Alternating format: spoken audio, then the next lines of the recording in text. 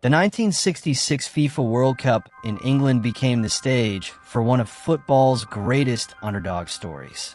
Against all expectations, an unknown team called North Korea stunned the world by defeating Italy. At the time, Italy were two-time world champions, while almost no one outside Asia knew anything about North Korea's national team. After reaching the quarterfinals, many believed North Korean football was on the verge of becoming a global force. But history took a very different turn. A series of decisions by North Korea's leadership is widely believed to have contributed to the country's long-term decline in football. One of the brightest stars of that legendary team was striker Pak Duik, whose famous goal knocked Italy out of the tournament. Yet he was born in a country where many talented athletes have had limited opportunities to reach their full potential. Over the years, several promising North Korean footballers have disappeared from the international spotlight. There have also been reports and allegations that after major defeats, North Korean coaches and players have faced public humiliation, and some defectors have claimed that certain athletes were even sent to perform manual labor as punishment. Today, we're uncovering the tragic story behind the rise and fall of North Korean football.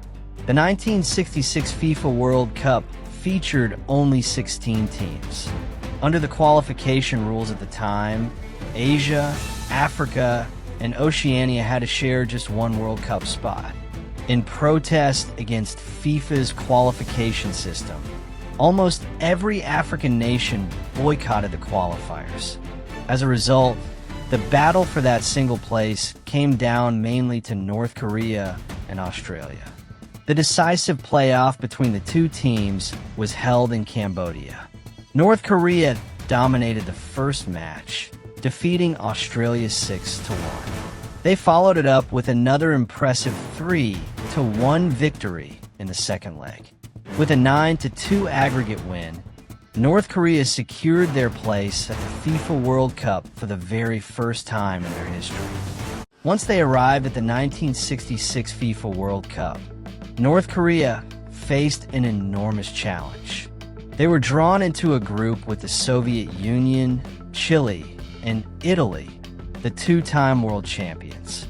Most people believed North Korea had come to the tournament simply to make up the numbers.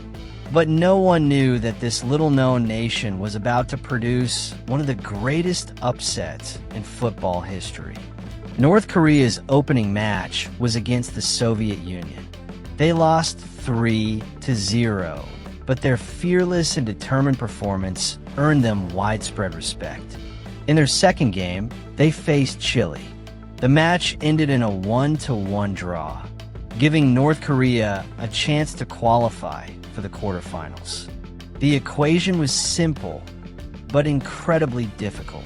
If they could defeat Italy in their final group match, they would reach the quarterfinals. Almost no one believed it was possible. On July 19, 1966, North Korea shocked the football world.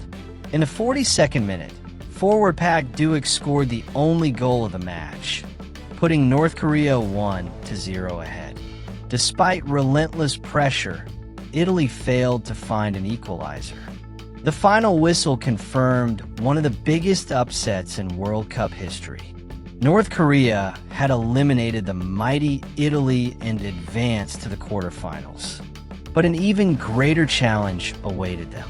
Standing in their way was Portugal, led by the legendary Eusebio, one of the greatest footballers of his generation. Portugal were among the favorites to win the World Cup. The match began in spectacular fashion. Within just 25 minutes, North Korea raced into a stunning 3-0 lead, leaving fans around the world in disbelief. It looked as though another miracle was unfolding. Then Eusebio took control of the game. The Portuguese superstar scored 4 goals, inspiring an incredible comeback as Portugal defeated North Korea 5-3. With that dramatic defeat, North Korea's remarkable World Cup journey came to an end. Despite the heartbreaking loss, the players returned home as national heroes. Their extraordinary performance filled the country with pride, and both the North Korean government and its people celebrated what had become one of the most unforgettable underdog stories in football history. But here's the surprising part. The team that stunned the entire world in 1966 virtually disappeared from the World Cup stage for the next several decades. Why? The first reason was international isolation. At the time, North Korea had poor political relations with many countries around the world. As a result, the national team had very few opportunities to play international friendly matches. In football, regular competition against strong opponents is essential for development. Unfortunately, North Korea rarely had that opportunity, making it difficult for the team to improve and keep pace with the rest of the world. The second reason was the country's economic decline.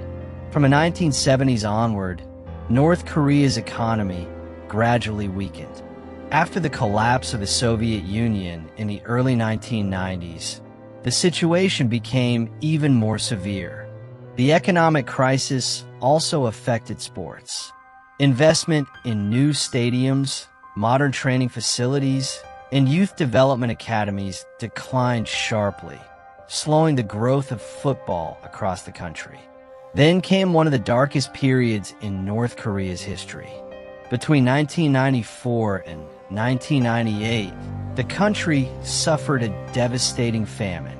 It is estimated that between 600,000 and as many as 2 to 3 million people died due to food shortages and malnutrition, although the exact number remains disputed.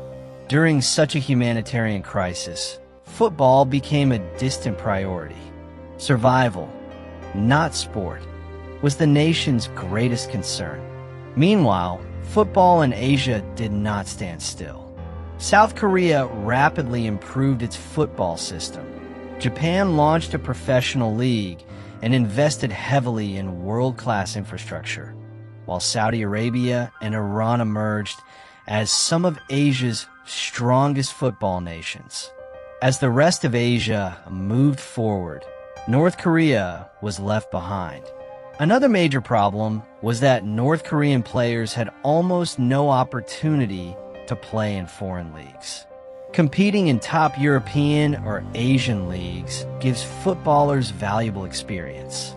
It teaches them how to perform under pressure, adapt to different styles of play, and improve under the guidance of elite coaches. North Korean players were largely denied these opportunities, making it increasingly difficult for them to keep up with the rapid evolution of modern football. The country's strict policies also played a significant role. During the rule of Kim Il-sung, North Korea imposed severe restrictions on its athletes, and for many years, players were generally not allowed to sign for foreign clubs. This policy had long-term consequences for the development of the national team. In contrast, South Korean footballers began moving abroad from the 1980s, with many playing in countries such as Germany, England, and Italy. Exposure to European football helped them develop technically, tactically, and mentally, allowing South Korea to become one of Asia's most consistent football powers. While other Asian nations embraced international experience and modern football, North Korea remained isolated, and the gap between them continued to grow. Meanwhile, as North Korea continued playing mostly within its own football system, the team gradually declined. One World Cup after another, 1970, 1974, and 1978 came and went, but North Korea failed to qualify. The years turned into decades. Nearly 40 years passed, and many people forgot that North Korea had once produced one of the greatest upsets in World Cup history. Everything changed in 2010. After an impressive performance in the Asian qualifiers, North Korea secured a place at the FIFA World Cup once again. For the first time since 1966, they were returning to football's biggest stage. But fate had another difficult challenge waiting for them. North Korea was drawn into a group of death, alongside five-time world champions Brazil, a strong Portugal side, and one of Africa's top teams, Ivory Coast. Their opening match was against Brazil. The Brazilian squad was packed with world-class stars, including Kaká, Robinho, Maicon, and Lucio. Almost everyone expected Brazil to win comfortably. However, North Korea defended brilliantly. Even by halftime, Brazil had failed to score. In the 55th minute, Maicon finally broke the deadlock with a remarkable goal from an incredibly tight angle. Later, Elano doubled Brazil's lead, making it 2-0. At that point, North Korea's defeat seemed inevitable, but they refused to give up. In the 89th minute, Ji Yeon-nam scored a superb goal to reduce the deficit, bringing the score to 2-1. The match ended with Brazil winning 2-1, but despite the defeat, North Korea earned widespread praise from football fans and experts around the world for their courage, discipline, and fighting spirit. In their second match, North Korea once again faced Portugal, the same team that had ended their dream 44 years earlier in the 1966 World Cup. This time, however, the outcome was even more painful. Portugal dominated the match from the very beginning, launching wave after wave of attacks. They took a 1-0 lead in the first half, but the second half turned into a nightmare for North Korea. Goal after goal found the back of their net, and by the final whistle, the scoreboard read Portugal 7, North Korea 0. It was the heaviest defeat of the 2010 FIFA World Cup and effectively ended North Korea's hopes of progressing to the knockout stage. Even so, they still had one final group match to play. Their last opponent was Ivory Coast. Many hoped North Korea would at least end their campaign with a respectable performance. But that was not to be. Ivory Coast defeated North Korea 3-0, completing a disappointing World Cup campaign for the Asian side. North Korea finished the tournament having lost all three matches, scored just one goal, and conceded 12 goals, a painful ending to their long-awaited return to football's biggest stage. After the 2010 FIFA World Cup, reports emerged claiming that North Korea's players were subjected to harsh punishment after returning home. International media outlets published a series of sensational stories. One report alleged that the entire squad was forced to stand for nearly 6 hours in front of hundreds of government officials, athletes, and students while being publicly criticized. According to these reports, the players were even made to confess their mistakes in front of the audience. The most widely discussed claim involved head coach Kim Jong-un. Some reports alleged that he was removed from his position and reassigned to construction work as punishment. Other reports even claimed that several players have been sent to labor camps. These stories quickly spread around the world. However, many of the claims could not be independently verified because of North Korea's secrecy. FIFA took notice of the reports and contacted the North Korean Football Association.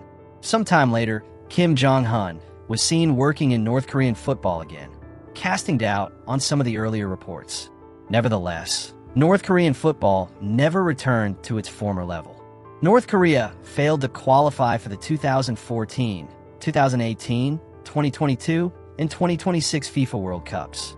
Yet the country was not completely lacking in talent. After the 2010 World Cup, North Korea produced a promising young striker named Han Kwang-song. Many fans even nicknamed him North Korea's Ronaldo. At just 18 years old, Han made his debut in Italy's Serie A. He later joined Juventus under 23 and was even called up to train with the club's senior squad. Many believed North Korea had finally found a player capable of becoming a genuine world-class football star. But that dream did not last.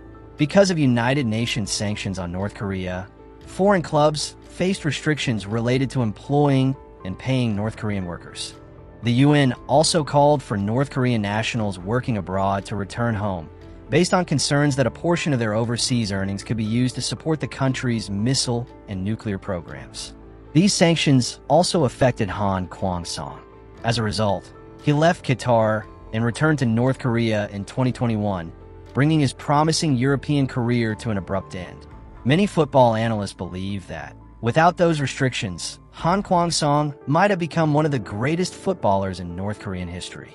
Today, North Korea is ranked around 120th in the FIFA World Rankings, a significant decline from the 57th place they achieved during the 1990s. The story of North Korean football is one of extraordinary potential, unforgettable moments, and opportunities lost. From shocking the world in 1966 to producing gifted players whose careers were cut short by circumstances beyond football, it remains one of the sport's most fascinating and heartbreaking stories. Surprisingly, while North Korea's men's national team has struggled, the women's team has continued to achieve remarkable success. North Korea's women's teams have won the FIFA U17 Women's World Cup and the FIFA U20 Women's World Cup multiple times. Today, the country's women's national team is ranked 11th in the FIFA Women's World Rankings, making them one of the strongest teams in the world. Many observers believe this success is partly due to the government's increased investment in women's football. After Kim Jong-un came to power in 2011, the Pyongyang International Football School was established in 2013. The academy selects talented children between the ages of 7 and 17 and provides them with state-funded training and development. As a result, North Korea's women's football program has become one of the strongest in the world. Meanwhile, the men's team has continued to decline. Who would have imagined that the country, which once reached the 1966 FIFA World Cup quarterfinals, would one day struggle to compete on the global stage? What do you think?